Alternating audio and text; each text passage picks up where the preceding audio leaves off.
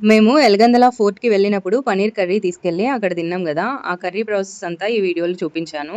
నేను last time restaurant style paneer curry చేశా గదా! అది చాలా బావుంటది. At the same time lengthy process. ఇది చాలా సింపుల్‌గా చేసుకోవచ్చు. 3 మినిట్స్ వీడియో పూర్తిగా చూడండి. ఈ పన్నీర్ కర్రీ మీద ఉంది పురుగు గాదు, కసూరి మేతి పురుగులా కనబడుతుంది. చపాతీ అండ్ పన్నీర్ కాంబినేషన్ సూపర్‌గా ఉంటది. ఇందులో బటర్ వేయలేదు, ఫ్రెష్ క్రీమ్ వేయలేదు. కొంచెం క్యాలరీస్ కూడా తగ్గించానన్నమాట.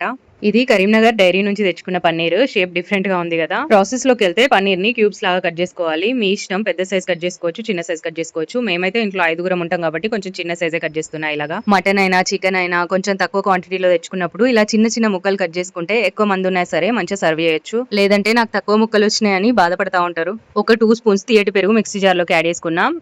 ఒక 3 మీడియం సైజు ఉల్లిగడ్డల్ని ముక్కలుగా కట్ చేసుకొని యాడ్ చేసుకున్నా. 8 చిన్న టమాటోల్ని ముక్కలుగా కట్ చేసుకొని ఇందులో యాడ్ చేసుకొని అది కూడా పేస్ట్ చేసుకున్నా. గిన్నె వేడి చేసుకొని 2-3 పావులు పల్లి నూనె యాడ్ చేసుకున్నా.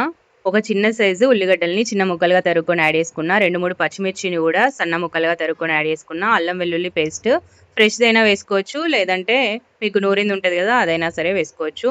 పావు స్పూన్ పసుపు కూడా యాడ్ చేసి ఆయిల్లో మంచిగా కలుపుకొని ఇందాక మనం పట్టిన మిశ్రమాన్ని కూడా ఇందులో యాడ్ చేసుకొని కలుపుకోవాలి. మూత పెట్టుకొని ఆయిల్ పైకి తేలేంత వరకు ఇలా ఉడకనివ్వాలి.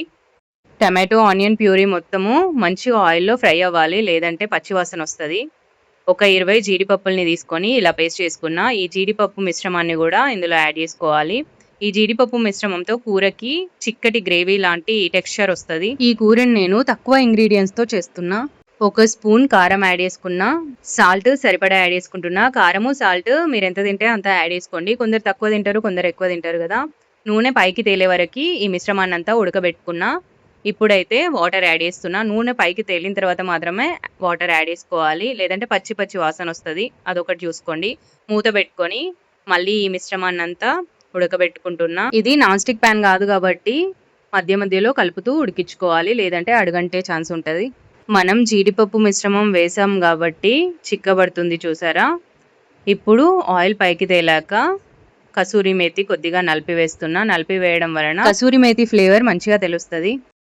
మళ్ళీ ఒకసారి మంచిగా కలుపుకొని ఇప్పుడు పన్నీర్ ముక్కల్ని యాడ్ చేసుకుంటున్నా. అన్ని పన్నీర్ ముక్కల్ని ఇలా యాడ్ చేసుకున్న తర్వాత ఒకసారి మంచిగా కలుపుకోవాలి. కొద్దిగా గరం మసాలా యాడ్ చేస్తున్నా, చిటికెడు. ఇలా అయితే మైల్డ్‌గా ఉంటది.